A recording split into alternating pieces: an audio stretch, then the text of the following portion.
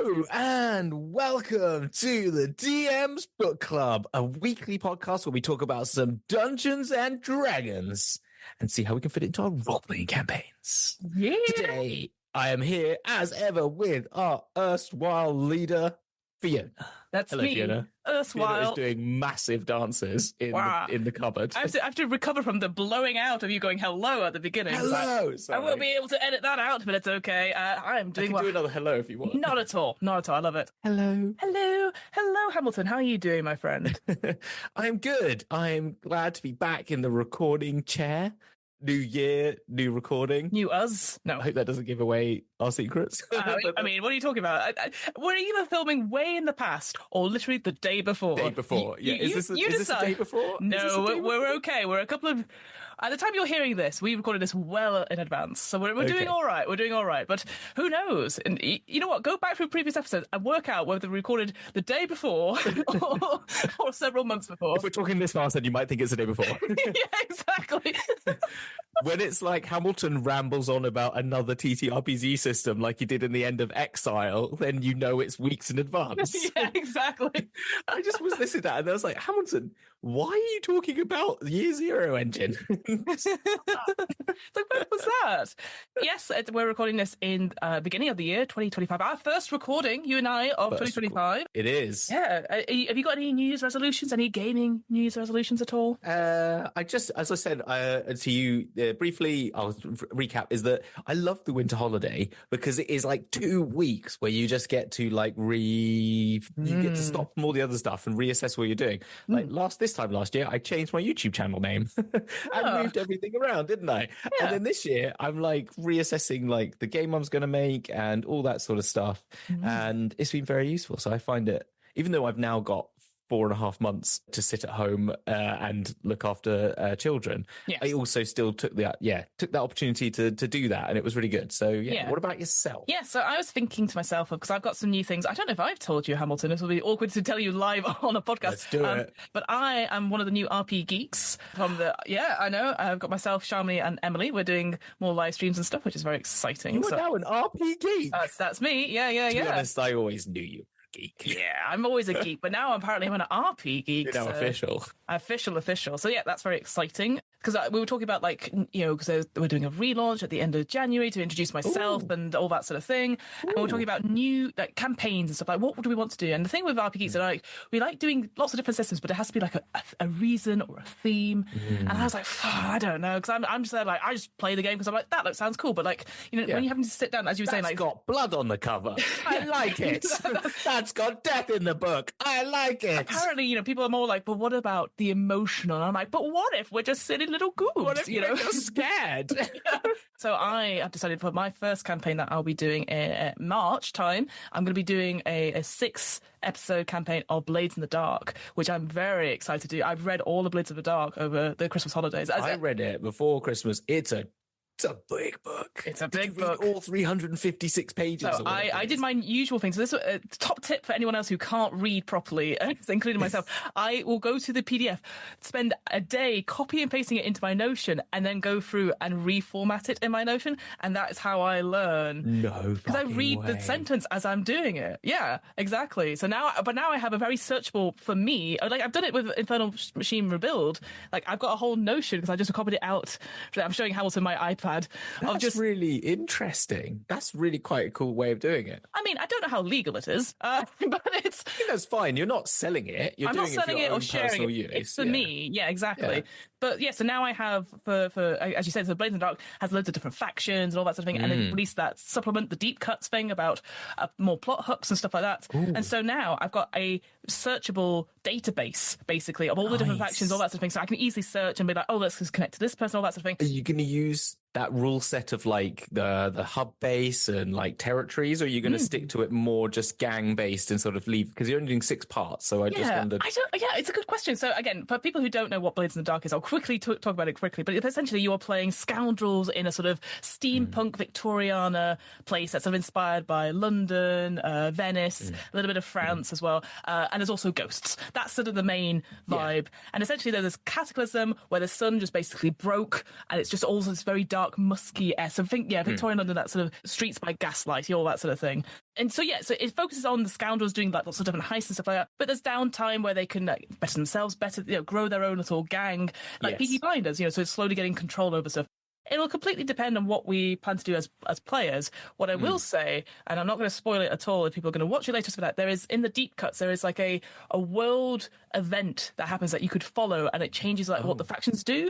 And I'm thinking I might include that from the deep cuts, because it talks about this idea of portals and things coming from the other side. So there's a bit more like alien type things and all that sort of thing. So I was like, nice. Yeah. Cthulhu sort of stuff, or like more like Twilight Zone stuff. So like people going missing, and then suddenly they're coming back, they're changed, and all that sort of thing. They're called the Strangers, the new faction. And cool. And what I liked about it, because this is building off my enjoyment and the final release of Solemn Veil, which also had a few faction stuff in it. And now I've discovered that I really do like factions when I get time to sit down for, like you said, 2 weeks and go, oh, this person's really interesting and this person's really interesting, and then build my little database. The rivalry is really fun. And it's just like, and where your players end up, like, do they help one side or the other side? And it can seem overwhelming at first. And as you said, like, Blades in the Dark is a really long book. But actually, I spent, I think, 5 solid days of just sitting down, reading it, making notes. And I was like, oh, I think I've got a good sense of what it is. But we'll see. We'll see. So that's my next big project, is to run Blades in the Dark campaign, which I'm very, very hyped for.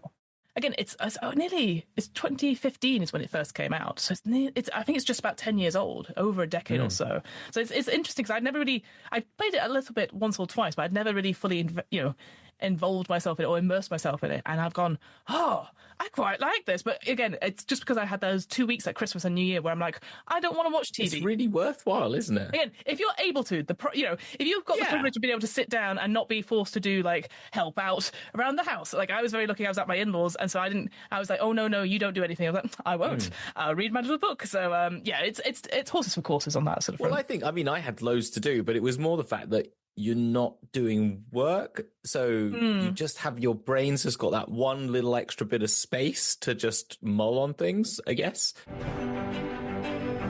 Enough about Blades in the Dark, and talk about other systems. We have to talk about D&D, aren't we? Tell, as I said, literally, we have got time because we talk about another system. With all that out of the way, what are we talking about today, Hamilton? What is our topic of choice? We are talking about another Extra Life adventure, which does, even though I find it difficult to say as much as other people have said. I listened to a couple other people talk about this, actually, when I was traveling, and I thought, I could just listen to people talking about it, and then I've read it.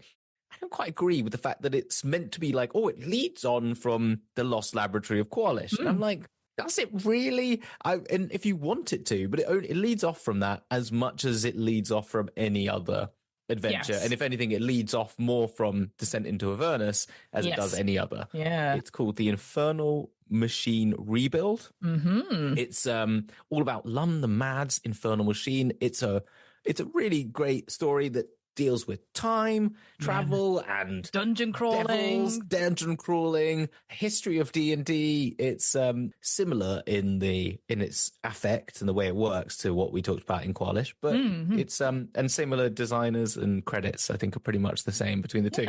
Yeah, that's what we're talking about today. Yeah, it's interesting because, again, I was like, let's finish off Extra Life series, because this came out the year after Qualish, and as you said, can be run as a standalone adventure or connected to Lost Laboratory, and which we thought as well when we talked about it. Qualish had a lot of stuff to it, and there were so many different ways you could play it. And I think here with Infernal Machine Rebuild, it starts off by saying, like, you could put it, like you said, Avernus, you could put it anywhere, like Tomb of Annihilation as well, Dragon Heist, mix and match it. So with the Lost Laboratory of Qualish, you could play that first, then this, or this Infernal Machine, and then Qualish. So again, I've already gone into thinking, like, oh great, there's lots of different ways to play games, and that's the thing I've missed a little bit when we've done other things. It's like, I like them giving us options to be like, pick and choose, don't worry about it, here's the whole thing, but if you don't like this, whatever. And again, jumping ahead to the end a little bit, they've got another, like, appendix of further options about, like, all 5 chapters, here's things you can do with them, different locations, more NPCs. And I'm like, hey, I'm a big fan of that. And the fact they've gone in thinking about, for an Extra Life thing, which you think is like, that's, for me, when I think of Extra Life, a charity bundle, that's a one-off, like, charity night, we're not going to spend more than like 4 hours. Here, I can imagine like a 3-month campaign if you're regularly playing, because there's so much to it. I totally agree. And it was like we mentioned in Qualish, I think weirdly, these are the best made adventure modules I've read because of all those things. Yeah. Because of the optioneering. and the ability to show you how you can do different things, how you can add to it, how you can take away from it. And it feels weird that a lot of the other adventures books are so like linear, weirdly, in the way that they work. Very railroady, right? It's not like, whoa, what about this or what about that? Even if it just say, what if they find out, say, the Eve of Ruin, they go, what if they find out that Mordekainen's not who he says he is? And it's like a tiny box. They're like, well, what if he's not in it? What if it's somebody else? What if it's Tasha? What is, so it's interesting that the official books have a more railroady adventuring, maybe because they're worried that, people don't want to play around. And I like playing around. I'm like, these further options. I'm like, yes, exactly what I'm looking for. Just have it as an appendices like they've done here. Or I think people would, don't make it, if you think it's going to be too complicated for people to read, like, here's option. I don't know. I think people are intelligent. Well, it's like you were saying about the Waterdeep Dragon heist. Like, obviously, that they focused on two of those villains, and then they had that extra one, which focused a whole brand new beginning as a separate thing. And I was like, that's really good. And when I read it, I was like, yeah. Maybe they need to do more of that. But I guess it's like, well, which one is canon and blah, blah, blah, blah. It's like, don't eat that rubbish. Who cares? No one cares. Like, sell it as if you buy the deluxe edition, you get the alternate options version, or you can buy the base edition, which is the standard module. I guess, or I guess like if you've already got the like physical copies of the books, you could be like, I know they've done away with it on D&D Beyond, but like, the a la carte menu options where I just want this and this bit. I guess again, that sounds way too complicated for someone who's probably a UX designer going like, don't do that. But I like having the options and just. I don't know. Maybe it's like we have to finish this book within 200 pages. We can't allow for 250 pages because I know, and that's where. But they own D&D Beyond now, so just say, and for additional options, you get it if you buy the PDF version or go to D&D Beyond for this. I don't know. But yeah, this adventure itself is designed for 5 characters, 5 to 10. So you're not starting base level again, which I thought was interesting. The basic sort of summary is just that you, through one early on adventure, which we'll talk about, you find these elements of the Infernal Machine, and then you're called upon by 2 servants of like what's happening in the Blood Wars. We have Zariel and Bel fighting against each other, and they discover, or their servants discover, that you have this Infernal Machine, which in turn, when you put them together, they will make something that will help with the war effort. And I would say a big theme throughout this whole book, and I'm sure you spotted this as well, is this idea of rivals. There's always 2 people fighting for your attention. Later on, again, obviously we're going to do spoilers throughout the thing. There's an Etten as well, and then there's 2 servants. There's a lot of lots of 2s or doppelgangers. I know that's one of my favourite bits. Clones, that sort of thing. So things aren't what they seem. And I quite enjoyed the history about it, and certainly these 2 servants that are trying to vie for your attention, but like, hey, you found these incredible artifacts. We want to buy them off you, but also we've heard there's some more that we would love for you to go find because you're very skilled at finding them. And that's where you start off, and then you, depending on which servant you choose or which one you side with, you go to either 1 or 2 locations, either like Tomb of Horrors as it was being constructed, or this new temple, which is based on like an old, I think it's from the DM's guide or even the player's guide, like a sample temple, but has been expanded out, finding the bits there and then coming back and returning. So it's a bit like an extended fetch quest once you're discovered that you're the chosen few that have managed to find these little bits of like buttons. Essentially, they're just buttons that you find, which I thought was funny. It's like it's just like a bits of a keyboard. You've got Q, R, W, E, R, T, Y. 40. Put them together, what do you get? Exactly. You're right on the two-sided thing. It has it feels a little bit contrived, as you said at the beginning, I think. And as I said, the relationship to Lost Laboratory of Qualish is definitely them trying to be like, it's the center console, this main artifact, this infernal machine of Lum. They've repurposed it for this adventure because it wasn't how it was in the original. It was just an infernal machine, as in like from the hells. And it's actually the center console from the original Barrier Peak thing that we saw in our previous 2 books we've looked at in that area, and that is this object which you're trying to put the buttons in. And Qualish, you can either have it so that when you were in Qualish, they go like, oh well, he says he's the one who says, I need you to go find this thing, and that's what sets you up to go there. And I think a lot of the adventure hook bits which is the first bit you get to, is probably the most important part of this book, because otherwise you're a bit like, why am I in this weird? What's the point of this place? What is the point of this? Like, why am I going to a Fey Wood? Because why am I just randomly in a Fey Wood? You know, and why am I dealing with weird sunbeams, which we'll get onto? And I think, yeah. So I think one of the critical parts of this book, and it's done really well, is how it fits into Dragon Heist, as we said, Baldur's Gate, Lost Laboratory of Coalition are the three main ones it talks about. Or Dungeon of the Mad Mage as well, which again, Dungeon of the Mad Mage, I think we've talked about it briefly before. At least I've talked about Undermountain before. And like Dungeon of the Mad Mage, there is a story, she says question mark, but it's like, it is ultimately like, this makes sense if you're like, we need a side quest, we're not in the dungeon anymore. I know, let's do this instead. Because it's the further down you go, the less likely you're going to have, unless you're going to be able to teleport out there. I don't think you can. You know, it's one of those things I'm just like, where I feel like Descent into Avernus and Dragon Heist, if you're including this, because of how big Infernal Machine Rebuild is, it feels like it's a lot, right? And then you go, right, and now we go back to Dragon Heist, and it's like, oh, well, I don't care anymore. I've traveled through time several times. I don't need this. Like, what's the purpose for it, you know? But Waterdeep Dragon Heist does have time gaps in it because things are meant to happen. So that is true, yeah. So it kind of, like, I did a bit in the middle where I did a little, like, sojourn into the Shadowfell and stuff like that with people because I needed time to move on for things to sort of, like, reconnect in the background. Okay. And so it is useful for that. But I feel like the one that it fits, as I said, most is Descent into Avernus, because you're going to be interacting with things that we're going to come into contact with, Azariel, Bell, and their sort of like rivalry, which is kind of center point of Descent into Avernus, because you've got, you know, Azariel's just taken over from Bell at that time.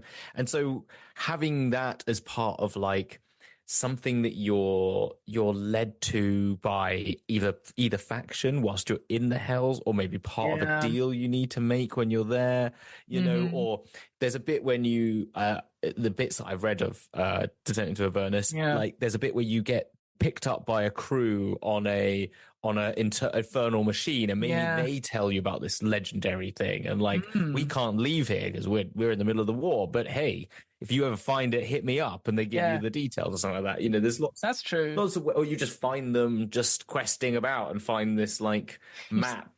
Yeah. And here are all my buttons, replacement buttons, in case I need them for something else. Signed, love, you know. LTM. So other than the Baldur's Gate primer, I've not read too much into the Avernus stuff. So yeah, it's one of those things where I've heard mixed reviews actually of the Descent into Avernus. At some point, I'd like to sit down and read it all. So yeah, I think thematically, it sounds like it makes sense. Again, you are going to Avernus, everything's rubbish here. But what if you could help turn the blood war, or be able to get out and just hope for the best? You know, that sort of thing. I'd say Descent into Avernus is a bit like I said earlier. It's a bit too much Descent, not enough Avernus. Oh really? Yeah. 2 Descent, no Avernus. Yeah, exactly. Yeah, it's kind of 2 steps Descent, 1 step Avernus. I'll talk about the main structure of this story because I think it's important just to talk about it. I've talked about it a little bit, but like essentially you kind of alluded to it. So at the beginning, you are walking through a Fey wood and you find yourself in like these surrounded by strange, corrupted, dangerous trees. And then you're rescued, in quotation marks, by a trio of hags disguised as dryads.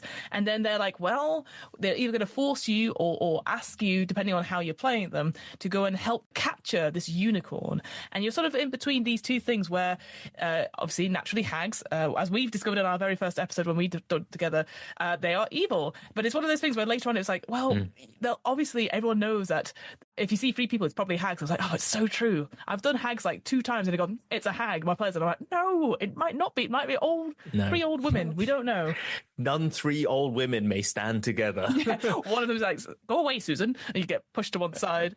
But you go and like, you realize, or you go and talk to the unicorn in some way. And they're in between these sort of like these 2 factions in this wood. There is like a broken clock tower that forms like a bridge, which is very unstable. But you find these buttons on it, or these gemstones or something like that. And if you put them into the console near the bridge, you can go forward in time, which means that the whole bridge collapses and crumbles and decays into nothing, so you can't get across, or you can reverse time so it comes back to a more stable position. Or even till it's like fully back to where it was as well. This becomes a recurring theme, this idea that you can go forth and back in time. So it's getting them used to this idea that we can go forward and back in time. And then in the future, when you're these servants of both Zarya and Bel that sort of court you for your services. They have these mechanical guides that say, hey, these guys conveniently can take you back in time to this one specific place where you go find all these different kinds of buttons, which I'll be honest, through my read through, maybe you'll be able to tell me. I don't know if any of the other buttons do anything necessarily, like compared to these ones at the beginning. See, I was confused as well, right? So, and maybe I missed it because I've read it and then not reread it. Yeah. But like, I felt like you only needed to go to one of these. You didn't need to get all the buttons. You just need to get a number of buttons and then go back to the big machine. But they're just taken from you and that's it. So that's the thing. So so I don't know if we've said where they go, but when you get to meet these two. So the second chapter, once you've interacted with this machine, you then go back to adventuring. It says just go back to adventuring. Go back, like, ignore this. Ignore this, and you're like, what? It's a little bit weird, I got to admit. And I feel like if you were going to do it, I would skip, as you said, skip the hags, skip the unicorn. It's a shame because I like the other options with the hags and unicorn, but it makes no fucking difference other than like, oh, you just so happen to come across. It's like, oh look, a story device. It's like, no, just I don't know. The only thing I would do it for is like, say I was going to do Dragon Heist, and I was like, this is the intro to the show, right? The show. Jesus Christ. I can't help myself. Content. Oh, I have 2 weeks off and I'm still back already to content. But I mean, like, the intro to your campaign is like you're traveling from your little town to the big city, Waterdeep, and you get lost in the woods. Yeah. And this is where you interact with them, right? Yes. And you have this interaction. You use this machine. You think nothing of it. And you go on with your life, right? Yeah. And however it works.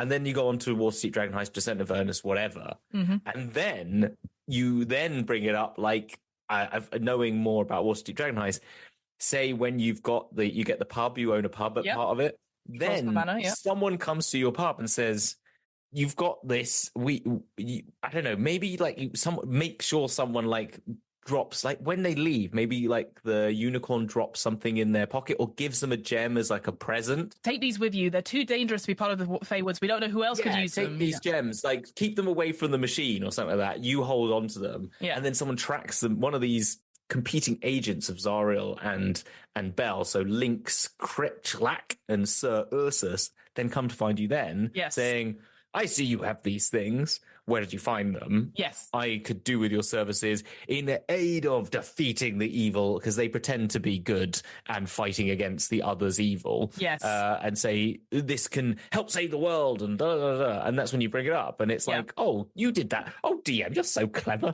You did this 12 sessions ago. But I agree. I think that first chapter, it should be the length of like the Eye of Ruin, the Eldritch Eye of Ruin that we looked at. That was quite a short, like 7 pages. I feel like this unicorn thing was really long with lots of options and stuff like that. It should literally be a couple paragraphs of like, here is a plot hook, or here's a couple of different plot hooks for why your characters have these 2 gems that one can move things forward in time or backwards in time. I think so. Then it's up to the players, like, oh, do we just keep them in our pocket and it just so happens someone is using detect magic, or have you got, oh, the glasses are about to fall, quick, return time, and one person goes, wait, how did you do that? And then be like, oh, and then it the word gets around a little bit, because they're quite useful, like one charge things, and you can use that mechanical guides later that you use as a template to be like, here's what they can do. There's a number of charges, they reset at dawn, all that sort of thing. Because I think they're really cool magical items that you're like, oh, one off with like the temptation to keep using it to like do the rewind time, so you can just what's that video game called? Life is Strange. It's very much Life is Strange. Like, we're gonna go back up. We're gonna get advantage on our persuasion checks with the landlord to we're going to keep the fees low this month, that sort of thing.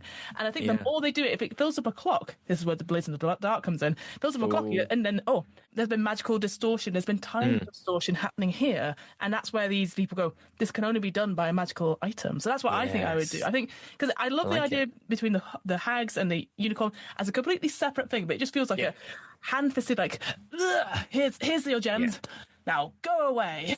Yeah, I think that's it. And I think that's why it feels like you either play this, if you want to play this on its own, don't do this. If you've got it part as another campaign, then it works like we've just said. Do it earlier. come back to it later and make it something that then builds into this side quest that's actually a bit bigger than the main campaign, and gives them a bit of the players a bit of a break. If you're doing, as you said, like Dungeons and Major gets you a bit out of it. I mean, it's into other dungeons, but you know what I mean.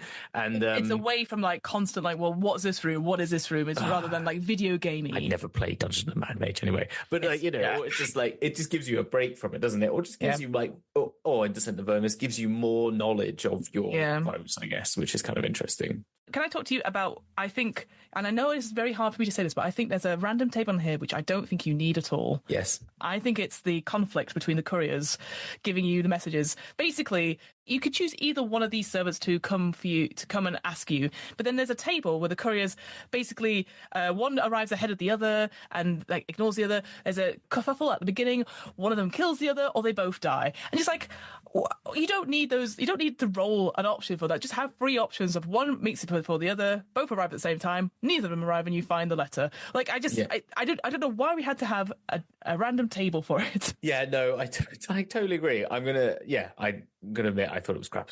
So yeah, it was just a waste of time. But I guess it's trying to show that, oh, well, these two rivals, they really don't like each other, and everyone around them doesn't like each other, to the point where, because which one ever you sort of agree to help with, they give you a mechanical guide. If your players, as most players I imagine will do, they go, oh, well, we're going to play against each other, we're going to get 2 guides. Do they get along? And the answer is possibly, and that could be quite fun, that they actually get along compared to everyone else having rivals. So I don't know, I just thought there's a lot of work on these two, what I think really interesting servants, or really different sort of flavors of like clearly playing the other against each other, almost like gentlemen bandits at dawn, not really, you know, they're just sort of pontificating and just like trying to duel each other, but then they don't turn up for the whole adventure. And I'm just saying, like, I kind of wish we had more of them. Like, they check in if someone goes, how are you getting on? You know, that sort of thing. Like, because otherwise they're just like, there's a very cool NPC counter at the beginning and then towards the end. And a lot of this game is that you're in a dungeon without them there. Yes. But like, there's like, what if you go,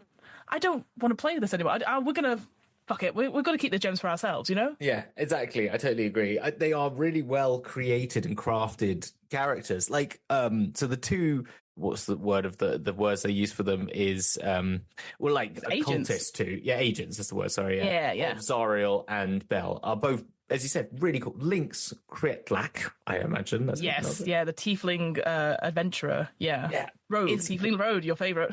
That's why I like it. But on top of that, not only is she a tiefling rogue, you see her horns, and they are emblazoned with these carvings all about the links, like that she is. Links and silver and sigils all around it. Yeah. What actually she is, she's an undead animated skeleton who's got a whole skeleton that's carved like this, but you only see the bones coming out of the flesh golem that she is wearing. Incredible! How cool! It's so cool!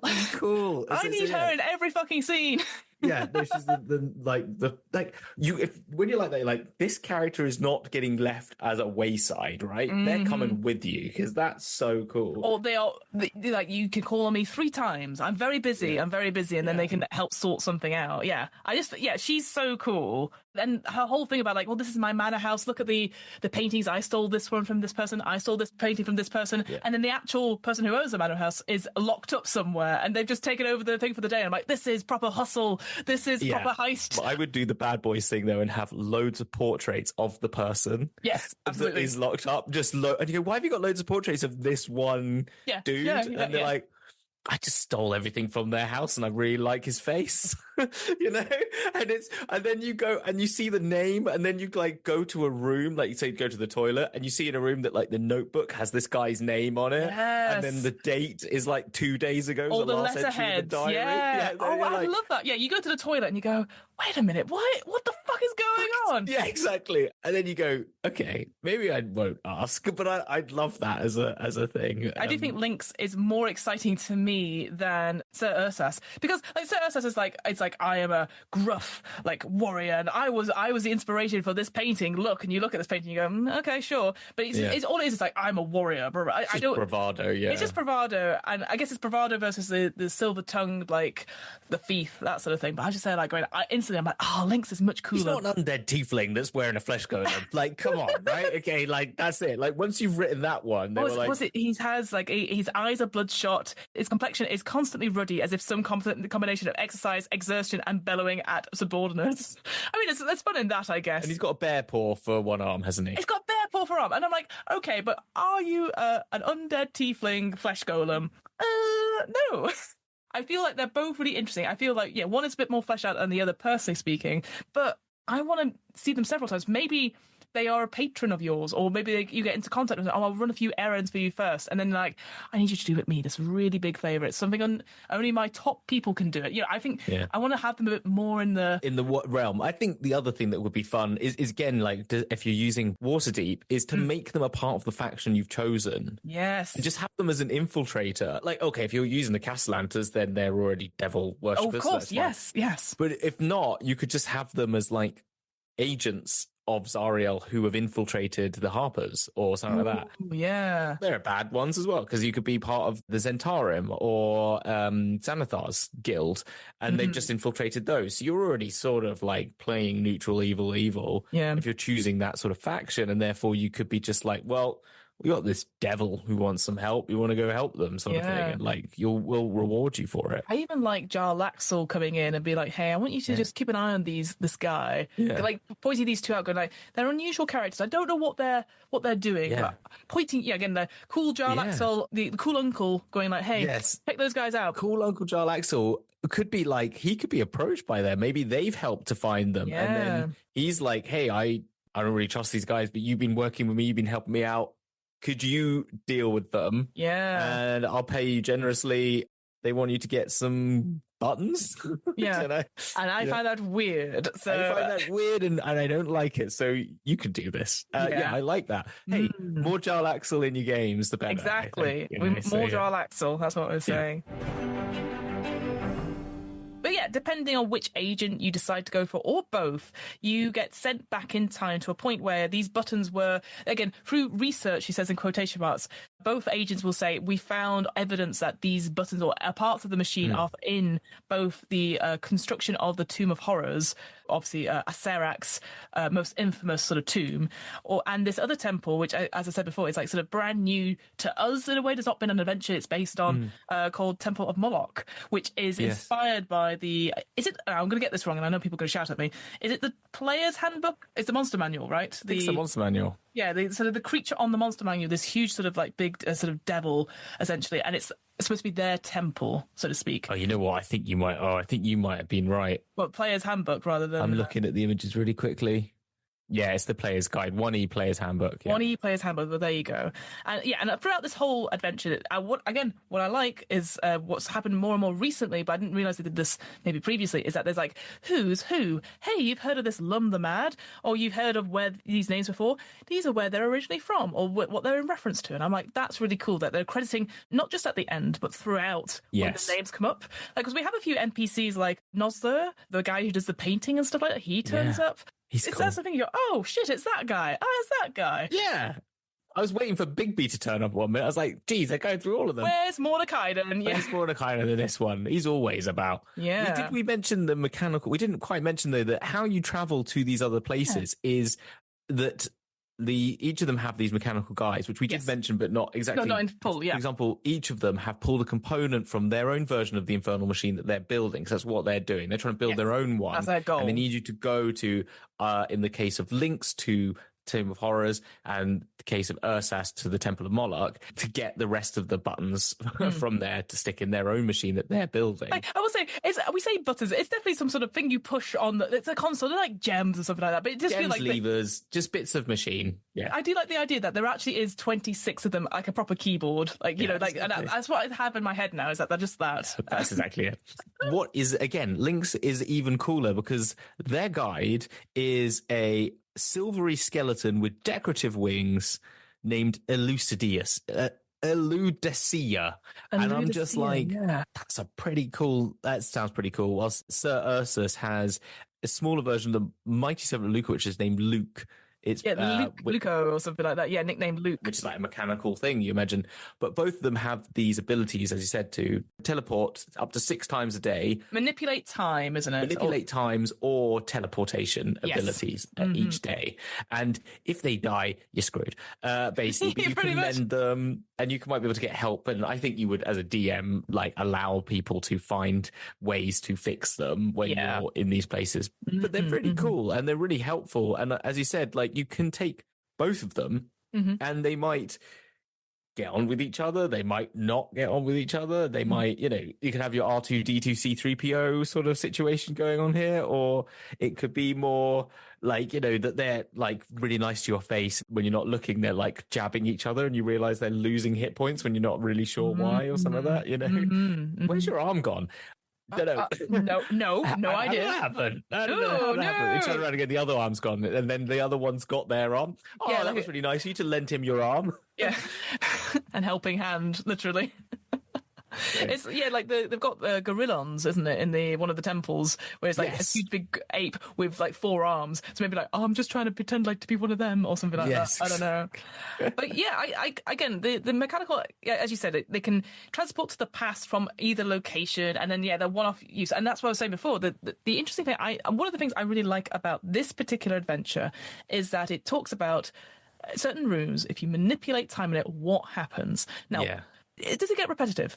Yes. Are most of them a little bit shit? Oh, yeah. Yes. Oh, the guards don't come back. I was like, oh, okay, great. But I thought to myself, what an interesting exercise to, like, if you take a dungeon of, say, 15 rooms, and like, what would happen in each room if you manipulated time either backwards or forwards? And I'll say, it says sometimes it's random what happens, like going backwards or forwards in time, which I really like. I thought that was that you can't control it. It's not like gamifying, or it's not like time splitters or anything where you're gamifying like what timing you're doing. It's time splitters, what a game. Yeah, you know what? But that's the thing. I think to myself, this is very cool because then you can properly plan and discuss things.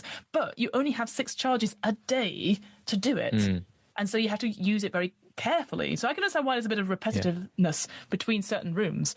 But yeah, it gets to a point where you have a very big dungeon like the Temple of Moloch, and it's like 39 rooms, and you just start going like, when is? I guess it's up to your place to be like, God, what's the chances that if we turn back time in this room that nothing fucking happens? And the answer is 60% of the time. And it feels like some of them I feel like could be better, like as well, like, and I feel as a GM you would adapt.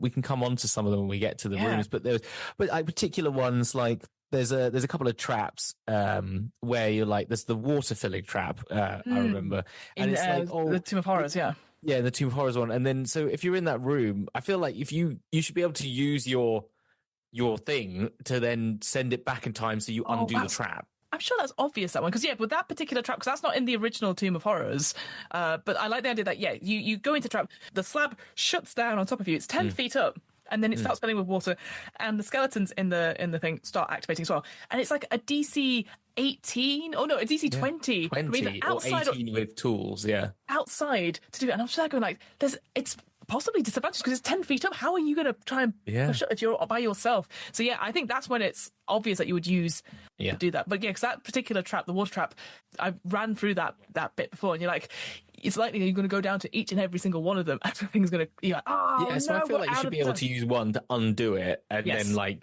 because it feels like an obvious thing, or at least to like give you like the water to go back to the beginning. Yes, and you've got like extra a time. round to get out or something like that when it's just half open, or gives you like a DC 12 to push it up again or something like that because you can lever it or something. I wonder then. Because it's one charge to do like one thing, and then sometimes you say, if you do 2 or 3 charges, extra things happen. I wonder if I would implement like a charge with just like 2, and that is stop time. Well, that is one of the further options I was going to mention. Well, it just says in the further options you could offer them time stop as a spell. I completely missed that then. And I was like, that's really great, because that would be really cool, and it makes sense that you could just be like, pause. All right, let's talk about this. Let's talk about this and all of this shit. That's like, because it says like you can use this if you're in the middle of a battle to like. I like the idea of saying you can go back around. Like I think would be a good. I would use that personally. You can use a charge to go back a whole round and undo a round. So if you realize like everyone starts dying, you're like, let's go back around and then we can run away, or we can redo this.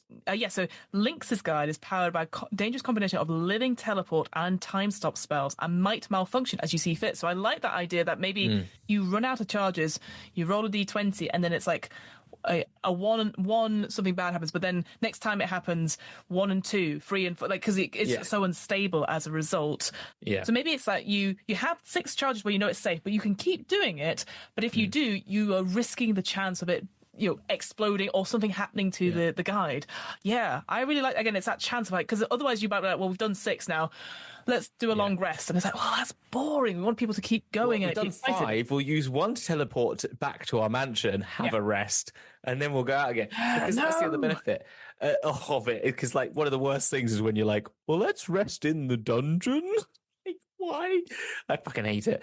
But also, as it states in this, you are 5 to 10, and you are dealing with very high CR rated like characters like Thessalar and Mogadam, which are like the architects of their respective. Another 2 rival architects of each individual. Yeah. They're fucking everywhere. I mean, that's what all architects are like. I was gonna say, do you have a rival yourself when they've stolen some wall carvers and you've taken their gems? Like, what's going on at your work, Hamilton? You always have one. It was at university I had one, but we were friends, but also frenemies. Rivals. I definitely would play this as frenemies, I think, rather than rivals. Yeah. Well, I'd like to do it like they studied together, but then since then they were rivals for like top spot at university. Which is what my one was, because we were both like the top students in our part 2, and they beat me. I got the design prize, they got the overall prize, and I was like, why you? One thing I do want to say about the Temple of Horrors one, I don't know if you've ever played it or run through it. I've read it a long time ago. So I think there's a benefit to this. I think if you were going to be like, which one should I run? Because I don't think you have to necessarily, like, they've picked the other one. You don't have to go to that temple. You could just pick which temple you want to go to. I think there's mix and match there.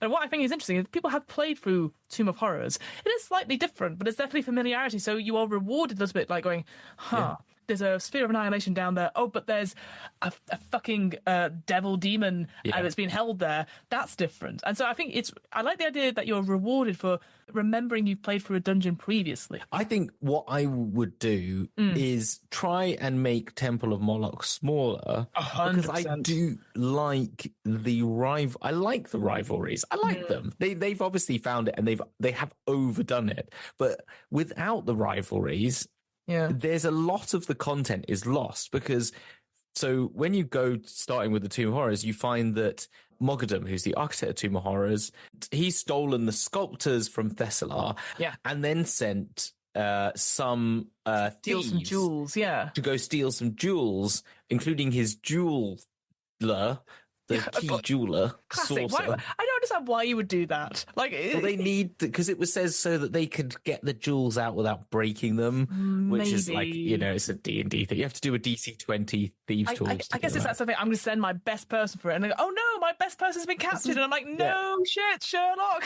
Yeah, exactly. Yeah, I know.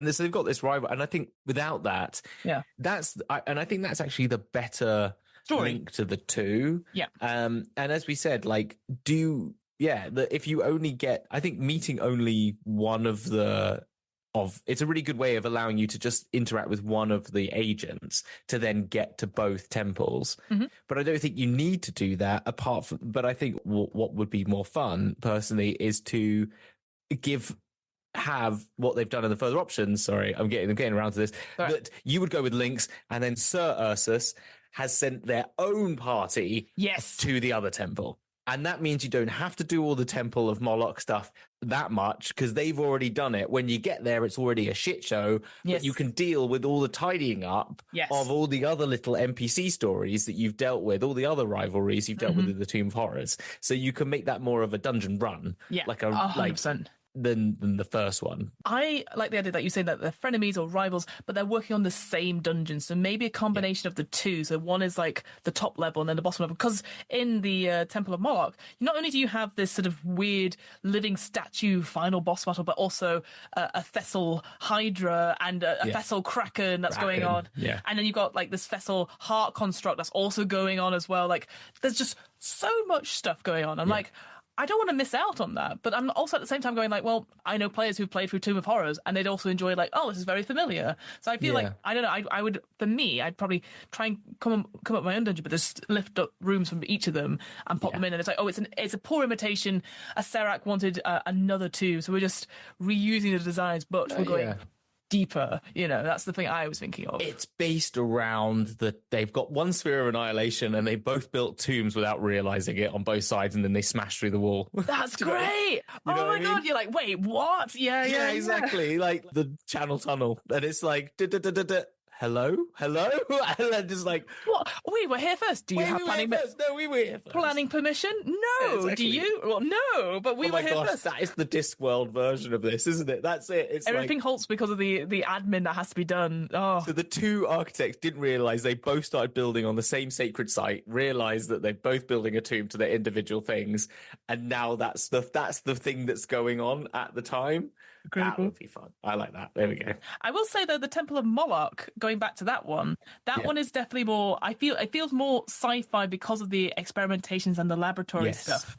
And so I think because we were going off that theme from the Qualish and stuff like that. Maybe if you were like, well, I want to continue that sort of weird sci-fi thing with a bit of body horror as well. Let's not get away from that. And I will say there's bits about clearly there's this whole little subplot with the thieves about people being turned into were-rats and then the clone stuff. Oh yeah, and there's doppelgangers, as you said, and there's a lot. And then there's the room of it's like the subtlety, not subtlety of the Thessalar created the owlbear. So there's a room full of owls. There's a room full of bears. Yeah. And it doesn't ever say there's no owlbear. It just goes, there's just one room of owls, one room of bears. Wink, nudge, nudge. Yeah. And it's weird because I never considered that. I just thought they were just a thing in the world. And of course, it does say, you can absolutely play it like that. I think it was a reference to a Dragon Plus magazine article or something like that. But I was also a bit like that going I'd only just made that connection of the room of owls and bears. So I just thought it was something to do with the warden who had a face of an owl but a body of a man, or a body of a bird and the face of a man. Oh, that's fucking great. Yeah. You're just Andreas and Stolos, that's them. Yeah, Andreas Stolas, and then together Andreas Stolas, who they were originally, and then they've been taken apart. So again, lots of Frankenstein sort of references here as well. But again, they're both those individual creatures, when they're put apart, they hate each other, but they know they need each other to become back as one. And again, I don't know how you would find it out necessarily. I think there's we talked about this before, the caretaker's notebook in the latrine, where he goes, if we go back in time at least 3 times, we'll be back to our normal selves. How on earth are you meant to know that? Because you'd be like, well, they've now both back in this situation. They're both back 1. We're not going to waste another 2 charges. Exactly. I don't know. It made me chuckle in that sense. But I thought, the body horror and the laboratory stuff was interesting. I think that for me, to make it different, that's why I'm I kind of want to do the Temple of Moloch rather than the Tomb of Horrors. Yes. But Temple of Moloch is twice as long, more than twice as long than the Tomb of Horrors one. And not necessarily, because a lot of those rooms are storerooms, and this room and guard room and the experience guard room. But again, as I said, the things I like though are the torn in half manual of stone golem. So in one you get one half of it, and they've stolen it in the other one. So you're yes. I think those are fun things that they've played with that I'm really up for as a fun thing, as a whole rivalry. As you said, on so many tiers, which is quite good, really. Well, to the point where, going back to the Etten, this idea that this Etten has been reanimated or brought into this place, and they are convinced by what's going on in this temple, by Thessalar. Yeah. They are the Demogorgon, but then they're like, well, I'm going to get my servant to speak to you. And they go Sticky, and they go, no, I'm going to talk to Slippery. And it's the same Boggle, just with with a different patch on each shoulder. And they're just going around touching each other. And I just thought that is such a peak British thing, a comedy of errors and a farce. And to the point where if you manipulate time while this is going on, the Boggle gets confused and they've come out as the wrong person. It's almost like a Mrs. Doubtfire moment. Love it. And then they're like, oh no. And the Etten is rip apart, dead. I just, We meant to have two. Where is Slippery? I am Slippery. No, you're Sticky. Oh, j'accuse. There's another random table where the original second Boggle has been like pickled in a jar, Yes. because that Boggle was like, well, I want this double the salary, and I was like, that's so funny. What a weird little back. I was like, I love that little backstory thing, and this guy's like, You might not see that as it says. Like it's I like the idea that if they rip them in half, if you go forward in time, you find that what's his name, Thassalar, has fused the two halves to like owls and bears. So then now they do have two. So That's like incredible. when he comes back in the room and finds that like the two bodies, he goes, "Well, I can give you want two? I can make you two," and sticks them together with like bits of owlbear or something like that. Oh, Thessalar also has this like that whole thing where he's got like a little imp creature that's in the shape of Moloch that manipulates his face to do all the action for him. And I just thought that's the peak laziness. It's like all this stuff with like meta glasses or anything like that, any sort of AI right now. I just imagine it's just this little imp just raising an eyebrow, doing all these things. Yeah, he's making some weird thing as well, isn't he? It's clones of himself as well. And then there's like one clone that wakes up and goes, no, I am the real Thessalar. So it goes back to that Qualish's like brains in the vat, and one of them could be Qualish. And what's her name? Saucer's trying to make the phylactery of Asarak, isn't that's it? The gemologist that's been captured. Yeah. And she's trying to make this skull with all the jewels and stuff like that. That's so cool. Yeah. So all these little bits are really interesting. Again, if you're a veteran to D&D and you've played for Tomb of Horrors or know a bit of the lore, or like the time travel stuff for me, I'm like, this is really cool. I'd love to play with this more. I just think coming to the end of it, there is so much in it. Like, again, that first chapter is a complete like mislead. You're like, well, I guess we don't do anything about it unless you shrink it down. I just think there's just too much in it about this rival stuff, and people get confused. Like, I can imagine halfway through, if you miss a couple sessions, you're like, what the fuck is going on? Going back and working out how to do the final showdown where, you give over the gems and then, you're betrayed, or the other person comes and launches a raid and there's a big fight at the end, and there's just, I don't know. I love the concept. I love the idea. I think for me, I just have to trim it down, get rid of the excess. Thinking about it now, the Temple of Moloch, I think there's more interesting sci-fi stuff there. And if you're going off the back of Qualish, or you're going into Qualish even, I think like you want to give those sci-fi elements. That's when the leftover comes in a little bit for me. It feels like you're having to layer on a bit more sci-fi than it necessarily Qualish was, which was definitely so much more. Yeah. And even the other Barrow Peaks we looked at, I guess. But yeah, you're right. You could make this all. You could make all those because they've got those things got silvery cables going to them, like the Attins have got silvery cables to these dragon hearts they're holding in a pouch. Oh yeah, and the silvery cables to the Sphere of Annihilation that's going to the father of Mogadam. Yeah, because that guy's not got daddy issues. Serac. That was it. To the father of Serac, who's been drained into it. But then there's a cult happening next door that has this really cool thing of like they're doing this chanting. People again, it's a big trap essentially. Where they're being drained of their power and they turn into these like obsidian like black rocks, which are then used later on the skull upstairs. And so there's lots of little interesting bits. I just think like that Tomb of Horrors, I understand why they got, we don't need to flesh it out too much. And there's little changes, like I've said.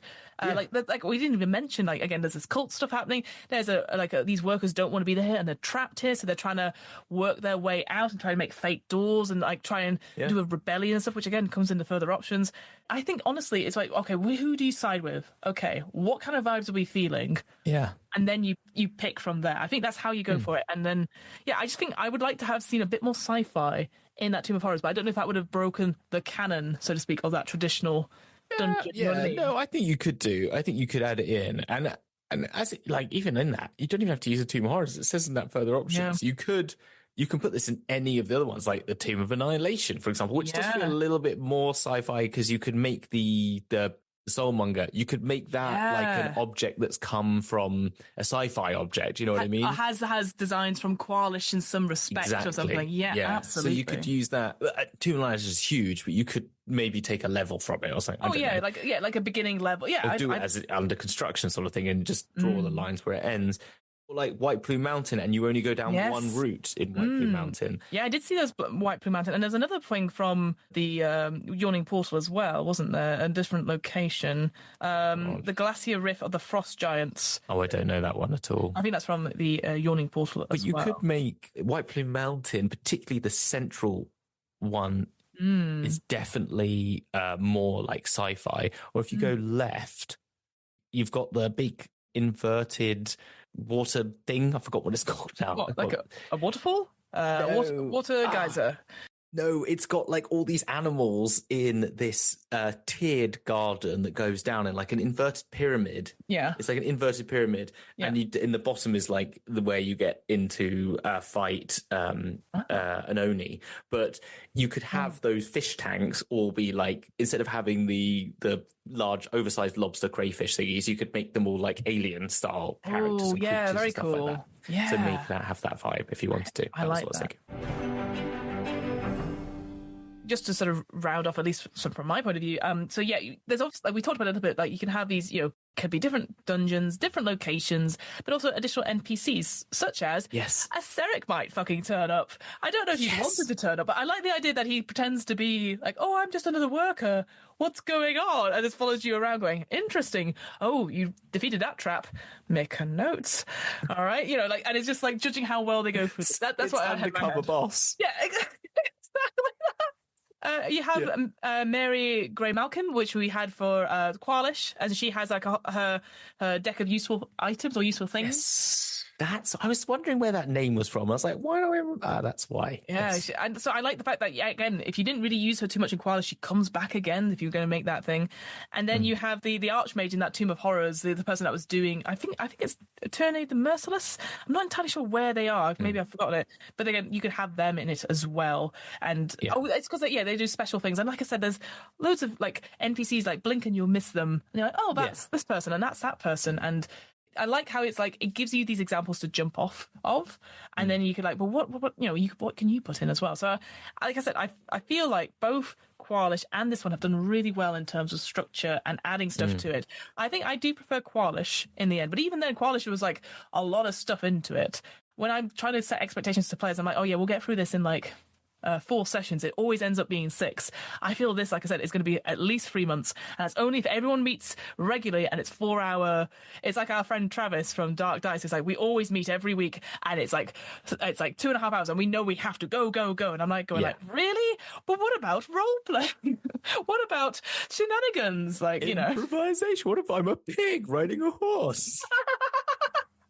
That's a reference to something off recording, which I absolutely love, and I'm keeping in the recording. So, I can talk. Yes. Is there anything you? I guess I know we've gone over it a little bit, but is there anything that you really think is the highlight of this piece? Anything? Oh, geez. I know, hard to pick, but you know what? I think we have touched on everything. I think the key things that I really liked were the rivalries between the two temples and how they linked everything together in a way that I felt like at first, before I got into it, I was like, well, how am I going to get to the other temple? What they're going to do? And they've worked that in so many different ways that even if you miss a room, you do end up there. Yes. And I think it makes for a really interesting set of like having a pairing of things, which I think is really fun. And I think is something that we should see more of. I really enjoy it. I think you were saying how much you've enjoyed factions in Blaze in the Dark, and this is exactly what this does. It gives you those it gives you things to fight up against or to create interesting role-playing moments or games, and taking sides and stuff like that is always fun. Yeah. I think the ending, which we haven't really talked about, it's the less interesting bit. Again, agreed. Well. It's like the middle bit is really fun, and I love both of both in their own ways that we've mentioned.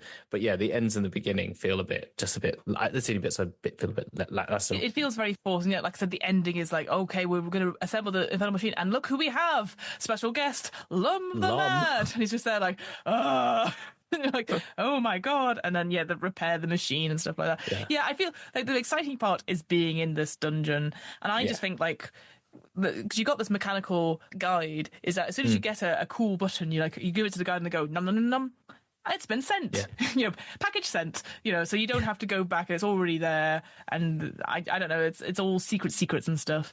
I think for me, like, again, we've not gone into it much either, again, because we've rattled through it. But like in the Temple of Moloch, like I said, there's this Thessal Hydra, which everyone will have heard of from the Stranger Things game we looked at as well. And, these creatures that he makes. But also there's Thessal Hydra, which, you kill but can come back to life. But then in a different place, and they swap positions every so often, is this infernal like heart machine, which is but in my head, it's the cover of this. It's the cover of the book. You see this like machine, and it's got a beating human heart in it. It's linked to the Thessal Hydra, but I don't know how big it is. I feel like it's massive, but I think it's sitting on a book. That's a book. It's the size of a chicken. Yeah, it's the size of a chicken. So I just imagine like, where is it? Where is it? What's that? And it's just teeny tiny. It's like and running away from you, and you have to like beat it down and bring it. But also because it's like in Dark Souls where they have the little gem lizards, and you have to try and fight when you see them. Like, run after them! I want the free gems. Exactly. It's like that. Yeah, because that's the only way you can kill the Thessal Hydra is by killing the heart that's in that.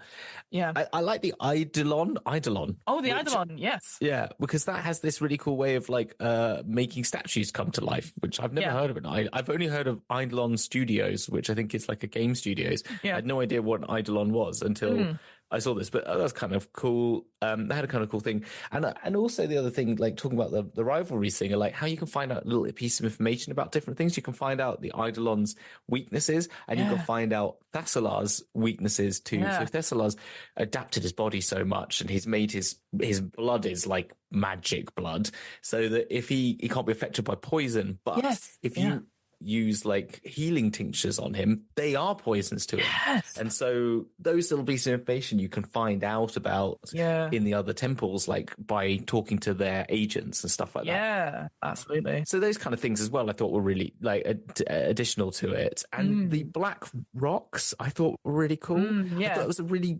interesting, different way of doing petrification that takes a little bit more time and also more terrifying.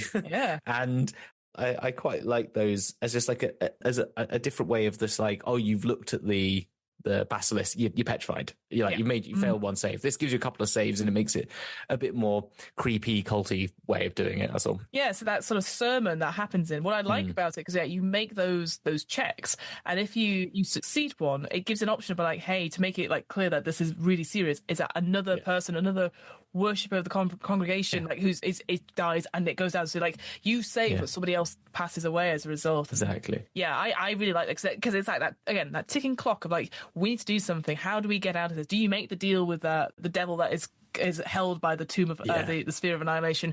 Do you try and release the weapons that are inside the altar and all of that sort of thing? So I think, like I said, lots of really good bits in it. I just think like, whoa, it's like, where's the editor? And also the fact that this was an extra life thing as well. You get so much. And I considering we've looked at stuff like, Domains of Delight, a completely different thing, but that was like 5 or 6 pages of like nice ideas to make our, let's be creative. Whereas this is like, I know I keep going on a bit, like 3 months of a content like campaign. You never need to look at another book per se, and you just jump off of it. So it's absolutely worth your time. I do think for me, I preferred Qualish. Yeah. But I think I said to you before, like, I feel like this extra life stuff, some of it was like a bit hit and miss. And I was like, I don't know if I want to look at these. I'm not so sure about it. But now I'm like, actually, I think it's done dungeon crawling in a different way that I'm enjoying. And of course, the sci-fi element as well, like I really love. So I'm just like, how can I do this so it's more interesting to everyone? It's not just, it's another dungeon. Yeah, I think that's it. And I think as much as anything, both of these have done is just, and we've mentioned at the beginning, but I think what they're really useful to have is like breaks from your main campaign, but also just really good examples of short form campaign things, which I think it'd be nice to have more of. Because I think a lot of people like going, all right, I'm going to get into a 30 session 10 towns fight the frost giant thing, or I could just do like, here's 6 to 8 sessions. Nice little thing where you can have a really good beginning and ending, well, in their own way. But it will come to an end. This mission will come to an end, sort of thing, and you can work on it. And really great for, I think these things are really great for like first time DMs as well as like less intense to like take in. Like, how am I gonna? There's what and this and that, and if you're doing like Dragon Heist, it's like there's 4 different things, and there's this day and this day. Whilst this is like, okay, and you get to work on all the little incarnations of like how to do a rivalry, how to do different options, how to work if it goes all wrong. Because for example, at the end it says maybe you don't get any gems or buttons. What happens? And it's like, here's how you do it. And so GMs can go into other games going, oh, well, I can just, Deus Ex Machina this, it's fine. Yeah, exactly. Yeah. I think, overall. Oh, one more thing. Mother Hedgehog. Oh, I know. Right. Yeah, it's something I'm meant to So the long story short is that these hags disguised as dryads take on like appearances of stuff. So you have Mother Stag, who has these incredible like antlers with like bits and pieces on them. You have Mother Skunk, who just has like white bits of hair, as well as the back. And then Mother Mole, who's like looking around, can't see very much. And then it's like, in case they cottoned on to the fact that hags, there are 3 of them. What if they have a 4th one that's an illusion, and it's just Mother Hedgehog who just sits quietly in a corner, and it's just a stump and some leaves? It's the best.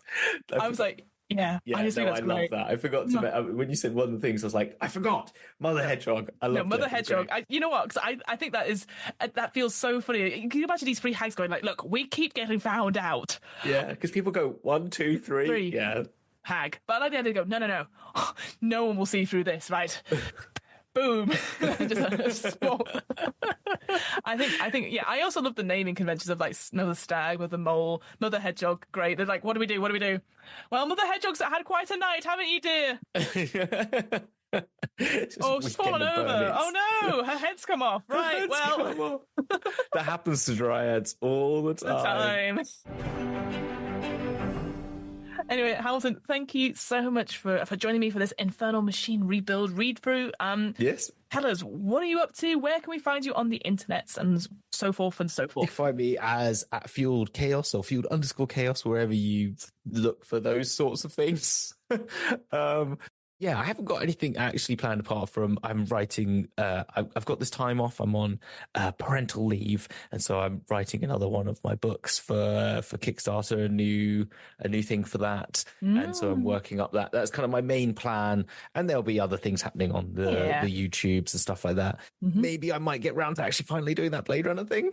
Maybe, but there's no pressure because you are supposed to be looking after some children as well. But exactly. So there's that. But So there's that. So that's enough about me because there's something more important. Okay. There are so many questions that you can have, like how, like what, like when, like why. But the real question at the heart of everything, that sits at the center point of all understanding of space, time, reality, is just where. Exactly. How? I don't know how I do it. I don't know how you do it. I don't know how you do it. What? I concur. What? When is what is a Tuesday? Hooray! Why? I don't know why, but where? Hamilton, I'm so glad you asked the important questions. What am I rolling? A twice monthly tabletop RPG one-shot podcast. As always, it's doing very well. As time of recording, we've released Under the Autumn Strangely, which is a pastoral horror game. Yes. Classic Fiona, I know, but it's a very immersive, sort of almost theatre-like one where not much in terms of like rolling dice, but sort of like talking and doing tokens, very improvised, my favorite sort of thing in the whole world. We've got a few other bits and pieces. We've got how we won the Time War S-type game coming out with myself and Dylan from One Shot podcast. That's coming out soon, and a couple of other RPGs as well, and some interviews with game designers and some live streams. Also come check out us on YouTube and Twitch as well for Too Long Didn't Read tabletop RPGs. I'm starting them back very slowly throughout the year. We did Hopes and Dreams of the Orbital Bound recently, which was really fun. Yeah, I just saw that was released. And then also go follow the One Shot Network and go follow RP Geeks because Fiona is now everywhere. She was already everywhere. She's now literally. I am part of the furniture. I'm in your dice tray. Hello, it's a D6. It's because you've taken on the whole idea of aware and taken that as an idea that I must be everywhere. Everywhere. Pretty much. That's me now. But come check us out. Both me and Hamilton are on Blue Sky, but type in our various various things. There's also our link to both of our link trees and the Discord for Where and Demons Book Club. And obviously, I know you've got your Fueled by Chaos Discord as well in your link tree. And so, come check us out. We'd love to chat to you all about all things nerdy and geeky, whether it's TTRPGs, Warhammer, or just what did you have for breakfast? I don't know. Or have you been to Five Guys recently? Man, I miss Five Guys. I've not been for so long. I'm like, I was so annoyed I was ill. No. Oh yes, of course. Yes, we were supposed to meet up just before Christmas, and unfortunately, Paul Hamilton got the flu, and I was like, well, I'll go for Five Guys myself, and I did. Oh, shame! I ordered for both of us. Yeah. Hamilton, are you not going to eat your burger? Yeah, I should have. You know what? I should have Mother Hedgehogged and put you in the back. Like made up of Five Guy like brown bags. I'm like, Hamilton doesn't seem to be quite as well. And it's a selfie. Oh, I'd have to eat his chips as well. Oh, well. Oh, no. That'd be really good. I can never replace you with a stump. I just imagine now, every time we go to Five Guys, goes, oh, stood up again. Hamilton. Boop, boop, boop. Oh, well, I have to eat 2 burgers. Anyway. I mean, it's true. I absolutely would do that every single time because I'm a greedy guts. Anyway, wonderful listeners, thank you so much for listening. We really appreciate you. We'll see you next time. We do. And we'll see you. We'll see you. We'll see you. Oh my gosh. On the flip side. On the flip side. Oh, I fucked up. But yes, on the flip side. Bye. Bye.